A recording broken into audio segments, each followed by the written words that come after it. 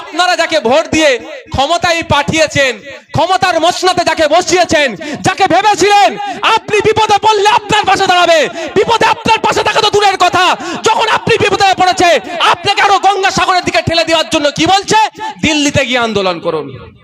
আমি তো অবাক হয়ে যাচ্ছি। মমতা ব্যানার্জির উচিত ছিল সারা রাজ্যের সর্বদলের মিটিং ডাকা, অল পার্টি মিটিং ডেকে বিজেপি ছাড়া রাজ্যের সমস্ত পার্টিকে ডাকা, যেটা মুসলমানদের পশ্চিম বাংলার 30% মুসলমান আছে, তারা আজকে চিন্তিত হচ্ছে এই সাংবিধানিক বিলের বিরুদ্ধে। রাজ্য সরকার প্রতিবাদ করবে, বাকি কোন কোন দল রাজ্য সরকারের সাথ দেয় সেটাও তো চেক করার দরকার ছিল। তার পরিবর্তে উনি স্টেজ থেকে বললেন কি, ওয়াকাফ নিয়ে গুলুগুলি করবেন না। কে ওয়াকাফ নিয়ে গুলুগুলি করছে? আমার বাপের জায়গা যাচ্ছে, আমার দাদুর জায়গা যাচ্ছে, আমি 100 বার প্রতিবাদ করব। আপনার পছন্দ হলে এই রাজ্যে থাকবেন, না পছন্দ হলে চলে যাবেন উড়িষ্যাতে, চলে যাবেন ঝাড়খণ্ডে, চলে যাবেন বিহারে। বলার সাহস পাচ্ছে কোথা থেকে? আপনাদের মতো লোকেদের জন্য, আপনাদের মতো লোকেদের জন্য মমতা ব্যানার্জি কথা বলার সাহস পাচ্ছে। লজ্জা করছেন আপনাদের? লজ্জা করছেন আপনাদের? মুর্শিদাবাদের মতো জেলাতে দাঁড়িয়ে, যেখানে সংখ্যালঘু সমাজের মানুষ প্রায় 70%, ওখানে দাঁড়িয়ে এই ওয়াকাফ নিয়ে যেভাবে খিল্লি করলো, পেলে কোথা থেকে সাহস? আপনারা দিচ্ছেন, জানে দুধেল গাই পকেটে ভরে রেখে দিয়েছি, ভোটের দিনে 500 টাকা দেবো, বিজেপির একটু ভয় দেখাবো, ভোটে চলে আসবে। এই হচ্ছে আপনাদের দুরবস্থা। আমি তো ভেবেছিলাম মমতা ব্যানার্জি মহাশয়ের কাছে উনি অল পার্টি মিটিং ডাকবে, সবাইকে ডাকবে, উনি প্ল্যান করবেন, সবাই প্রতিবাদ করবে, কিন্তু উনি লিডার হয়ে থাকবেন। যদি মমতা ব্যানার্জির জায়গায় আমি থাকতাম না, জায়গায় আমি অল পার্টি মিটিং ডেকে দিতাম। এই সবাই বলো কি করব, সবাই বলবে প্রতিবাদ হোক, সবাই বলবে সুপ্রিম কোর্টে মামলা হোক। আমি মুখ্যমন্ত্রী থাকলে বোঝানোর জন্য বলছি, আমার মুখ্যমন্ত্রী হওয়ার ইচ্ছা নাই, আমার দলে কেউ থাকলে তাকে দিয়ে আমি মামলা করিয়ে দিতাম। তাহলে হিরো কি হতো? যে মামলা করছে সরকার। তার পরিবর্তে কি বলছে, দিল্লিতে গিয়ে ভোটের সময় যখন আসবে আপনারা দিল্লির রাস্তা দেখাবেন তো? কারা দেখাবেন? এটা হাত তুলে দেখান, এটা মাথায় রাখবেন। এখানে আপনার অস্তিত্ব লড়াই, এখানে Trinamool, BJP, CPM, Congress, ISF নয়, আপনার পূর্বপুরুষের রেখা যাওয়া কবরস্থানের অস্তিত্বের লড়াই। না হলে আপনার পূর্বপুরুষের কবরস্থানের উপরে দেখবেন মদের দোকান হবে, মদের ফ্যাক্টরি হবে, কিচ্ছু করতে পারবেন না। এটা মাথায় রাখবে। যখন আইনটা পাস হয়েছে, সংখ্যার ভিত্তিতে পাস করালেও আমি তার কয়েকদিনের মধ্যেই আপনাদের উদ্দেশ্যে বলছি, একটা পোস্ট করেছিলাম আমার অ্যাডমিনকে দিয়ে, যে তুমি আমাকে মারলেও আমি এই আইনের পরিবর্তে, তুমি আমাকে জেলে দিলেও আমি এই আইনের পরিবর্তে, তুমি আমাকে খুন করলেও আমি এই আইনের পরিবর্তে। আজকে এখানে দাঁড়িয়ে বলছি, ফকির সাহেবের হুজুরের এই এলাকার দাঁড়িয়ে বলছি, এই আইনের বিরুদ্ধে আমার জীবনের শেষ দিয়ে আমি লড়াই করব, প্রত্যাহারের জন্য। বুঝতে পারছেন, এটা শুধু মুসলিম হিন্দুর ব্যাপার নয়, সংবিধানকে রক্ষার লড়াই। আজকে সংবিধানের আইনকে সম্ভবত সম্পূর্ণরূপে অনুচ্ছেদগুলোকে উল্লঙ্ঘন করছে, আক্রমণ করছে, ভায়োলেট করছে, তাকে বাঁচাবার লড়াই। আচ্ছা একটা কথা বলুন, সহজ ভাষায় বলছি, আচ্ছা এস্টেট, জমি জায়গা সংক্রান্তটা কাদের? যৌথ লিস্টে না স্টেটের লিস্টে? আমি আপনাদের বলে রাখি, কিছু কিছু আইন আছে যেটা কেন্দ্র আর সরকার মিলে যৌথ লিস্ট বলে, ডিসাইড করে, আর কিছু আছে সেই পলিসি রাজ্য তৈরি, সেই রাজ্য তৈরি করে। জমি জায়গার পলিসি কে তৈরি করে জানেন? রাজ্য। এখন কেন্দ্র সরকার সব ক্ষমতাটা রাজ্য থেকে কেড়ে নিয়ে কেন্দ্র নিজের হাতে রাখার চেষ্টা করছে। তাহলে এর বিরুদ্ধে তো আগে প্রতিবাদ করা দরকার। যুক্তরাষ্ট্র পরিকাঠামোতে আঘাত দিচ্ছে তো, মমতা ব্যানার্জি সরকারের বলা দরকার তো, যে তুমি আমার জমির অধিকারটা আমার।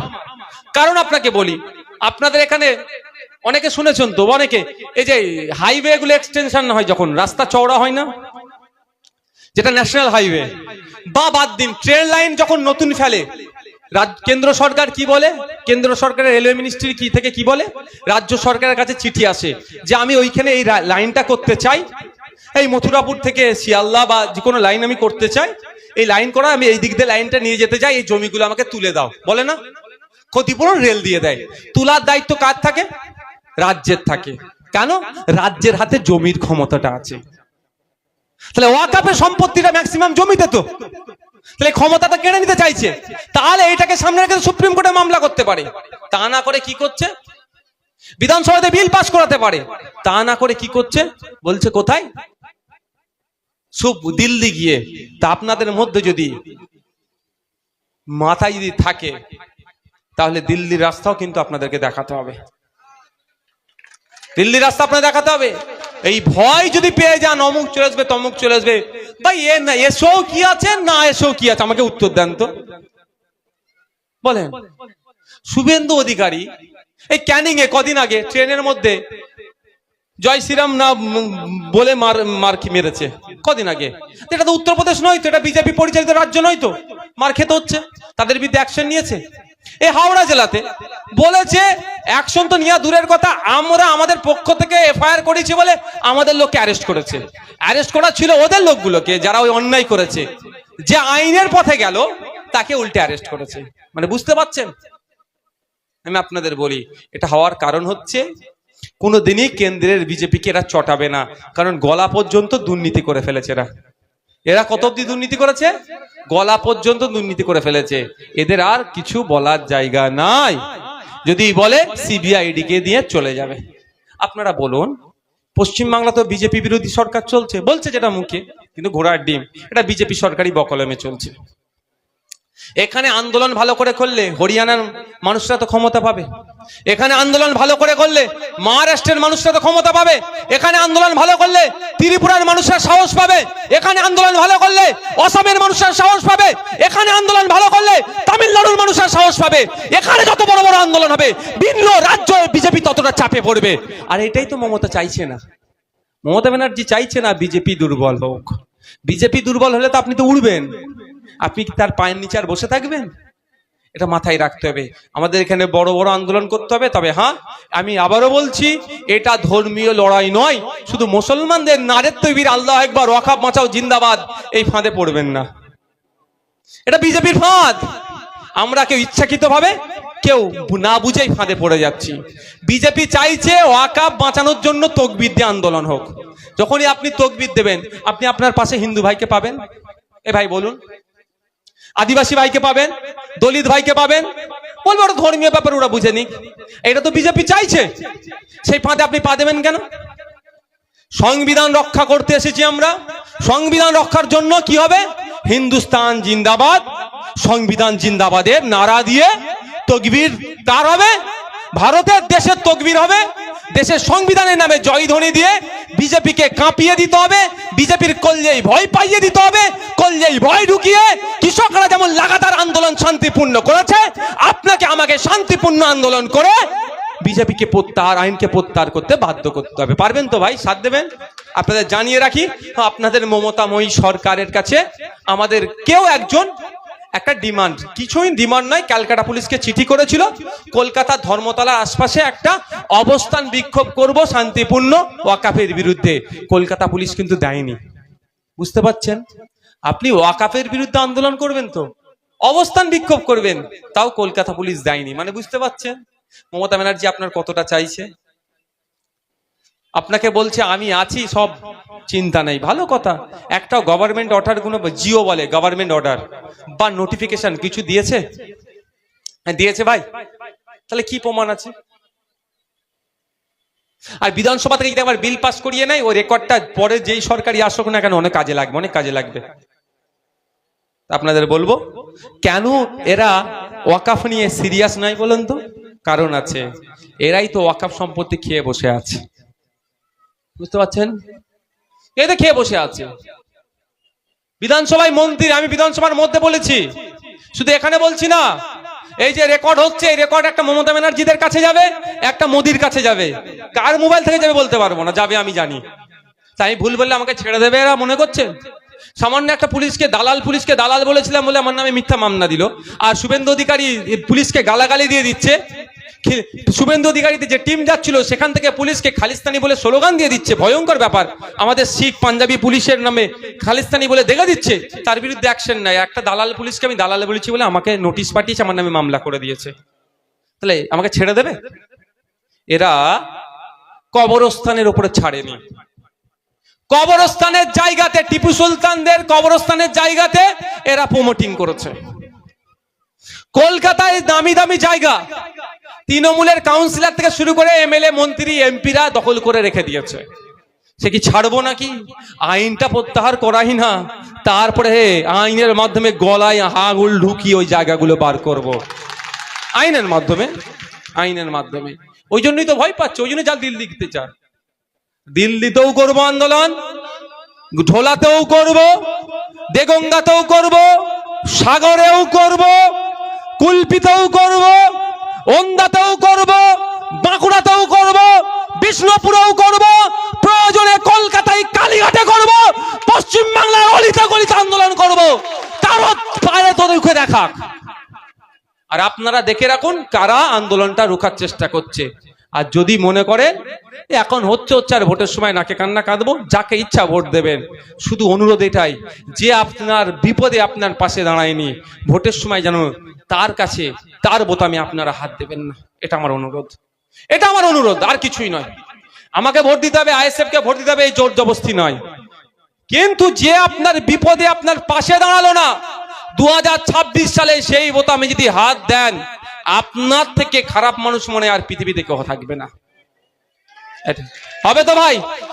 সেই বোতামটা আপনাদের জন্য বর্জন করতে হবে। আমি বলছি একবার সারা রাজ্যে বর্জন করে দেখুন, সারা রাজ্যে বর্জন করে দেখুন, তাহলে আর ওই রকম ভাবে বলতো না ওয়াকাফ নিয়ে গুলোগুলি। এটা বলতে পারতেন তিনি আমাদের অভিভাবিকা, তিনি আমাদের রাজ্যের মুখ্যমন্ত্রী। দেখো ওয়াকাফ নিয়ে আন্দোলন করলে জানো না কোনো জায়গায় হিংসা হয়, হিংসা হলে কিন্তু আমি ছেড়ে কথা বলবো না। একজন অভিভাবিকার এটা বলা দরকার। আমিও তো আমাদের ছেলেদের বলি যে মিটিং মিছিল করছো, উল্টো পাল্টা না স্লোগান হয়, যদি উল্টো পাল্টা স্লোগান দিয়েছো তোমাদের কিন্তু আমি ছাড়বো না, বলি না? আমাদের জেলা প্রেসিডেন্ট তোমাদেরকে বলে দেয় না এই করতে হবে সেই করতে হবে, ভুল হলে কিন্তু ছাড়বো না। জেলার অভিভাবক হিসাবে তোমাদের নির্দেশনা দেয়। আর আমাদের রাজ্যের তিনি অভিভাবিকা, তিনি তো বলতে পারতেন, এটাও তো বলতে পারতেন যে আমি নেতৃত্ব দেবো, সারা রাজ্যের মানুষ চলো ওয়াকাফের বিরুদ্ধে আন্দোলন করব। তবে এটা হবে দাঁড়া ক্যাকাছিচির সময় মনে আছে তো, সবাইকে মামলা টামলা দিয়ে ঘরে ঢুকিয়ে দিল, উনি একটু হেঁটে নিয়ে ক্যাকাছিচি করেছিল। লোক দেখানো একটা করবে, যে কথা কালকে বলে ফেলেছে। আমার কাছে প্রচুর ফোন এসেছে যারা তৃণমূলের হেভিওয়েট নেতা, ইভেন এমএলএ পর্যন্ত। কালকে ফোন এসেছে আমার কাছে, কালকে ফোন এসেছে, বিশ্বাস করুন নামগুলো বলতে পারবো না, কারণ বিশ্বাস আমি নষ্ট করতে পারবো না। ফেস টাইমে হোয়াটসঅ্যাপ কলে ফোন এসেছে, নওশাদ ভাই আমরা জানতাম একটা লটর পটর আছে, মানে বিজেপির সাথে মিলেমিশে চলে, তবে এত নোংরা ভাবে বিজেপির সাথে তৃণমূল মিশে আমরা তৃণমূল করে জানতে পারলাম না। বুঝতে পারছেন? ঘুম ফিরছে, ঘুম ভাঙছে, তৃণমূলের নেতা তারা ঘুম ভাঙছে। তো কালকে যে কথা বলেছে সত্যি আমি ব্যথিত। বিশ্বাস করুন আমি রাজনৈতিকভাবে মমতা ব্যানার্জির চরম বিরোধী, আপনারা জানেন। কিন্তু মমতা ব্যানার্জির যে মুসলিম সম্প্রদায় সম্পর্কে কি ধারণা, আমি একবার এত খারাপ ধারণা আমি কিন্তু কোনোদিন ভাবিনি। তাই এবার মুসলিম সম্প্রদায়ের মানুষরা জবাব দেবেন, আগামী দিনে জবাব দেওয়ার যখন সময় আসবে দেবেন। আপনি যাকে ভিভিআইপি বানিয়েছেন, যার মুখের দিকে তাকিয়ে আছেন উনি আমার জন্য কিছু করবে, সেই আপনাকে ডুবাচ্ছে। তাহলে ওর পরিবর্তে রিপ্লেস করতে হবে, অন্য কাউকে বসান, সে কি করে দেখেন, নাহলে আবার পাঠিয়ে দেবেন। 34 বছর বসিয়ে রেখেছিলেন, তার আগে 25 বছর রেখেছিলেন, এবার অন্য কাউকে একজনকে সুযোগ দেন, সে আপনার কি করছে দেখুন, করে দেবেন। আর সত্যি বলছি, পশ্চিমবাংলার মুসলিম সম্প্রদায়রা চাইলেই মুখ্যমন্ত্রী থেকে সরিয়ে দিতে পারে যে কাউকে। বুঝতে পারছেন এত পাওয়ার মুসলিম সম্প্রদায়ের আছে পশ্চিমবাংলার। পশ্চিমবাংলার মুসলিম সম্প্রদায়ের এত পাওয়ার আছে, তারা চাইলেই মুখ্যমন্ত্রীর গদি থেকে যে কাউকে সরিয়ে দিতে পারে। এবার একবার চেষ্টা করে দেখুন। নিশ্চিতভাবে আমরা বিজেপির কোনোদিন সাপোর্ট করি না আর করবো না। আমি আপনাদের বলছি তৃণমূলকে হারালে বিজেপি বাংলা থেকে গায়েব হয়ে যাবে। বিজেপি বলে কিছু আছে? এই রাতারাতি বিজেপির পতাকাগুলো কারা বানছে খোঁজ নিয়ে দেখুন তো, কারা? যারা জোড়া ফুলে ঘুরে তারাই বড় ফুলের পতাকা লাগিয়ে আপনাকে ভয় দেখানোর জন্য বানছে। ঠিক আছে, সব ভালো থাকবেন, সুস্থ থাকবেন। এই ওয়াকাফ নিয়ে আন্দোলন চালিয়ে যেতে হবে। প্রয়োজনে আমাদেরকে দিল্লি যেতে হবে, যাবেন তো ভাই? প্রয়োজনে দিল্লি যাবো আন্দোলন করতে। তবে আগে রাজ্যের বিভিন্ন অলিতে গলিতে আন্দোলনটা চলুক। সকলে ভালো থাকবেন, সুস্থ থাকবেন। একটা শুধু কাগজ দেখাচ্ছে, এই দেখুন পশ্চিম বাংলা, এটা 2019 সালের এটা পেপারের একটা কাটিং। ওয়াকাফ সম্পত্তির উপরে মদের ফ্যাক্টরি, মদের দোকান। বুঝতে পারছেন? কলকাতার মতো জায়গাতে। কার আমলে এটা? যিনি এখন আন্দোলন করার জন্য দিল্লি যাওয়ার নিদান দিচ্ছেন তার আমলে। বুঝতে পেরেছেন তো? কেন আপনাকে দিল্লি যাওয়ার কথা বলছে? আস্তে আস্তে বাড়ি যান, সকলে ভালো থাকবেন, সুস্থ থাকবেন। প্রশাসন বন্ধুদের উদ্দেশ্যে বলবো নিরপেক্ষতা বজায় রেখে, মাস্টার একটা গাড়িতে দিয়ে দেবে, একটা কাগজ না পড়ে যায়, নিরপেক্ষতা বজায় রেখে কাজ করুন। প্রয়োজনে আপনাদের যত রকম সহযোগিতা আমরা করতে প্রস্তুত আছি। আমি আশা করব 11 তারিখে নির্বাচন, আমার যে ভাইরা এবং যে মা কন্টেস্ট করছে তারা জনগণের উদ্দেশ্যে বলবো, অভিভাবকদের আপনাদের মূল্যবান ভোট দিয়ে 2 নম্বরে, 5 নম্বরে, 6 নম্বরে, 8 নম্বরে, 9 নম্বরে এবং 12 নম্বরে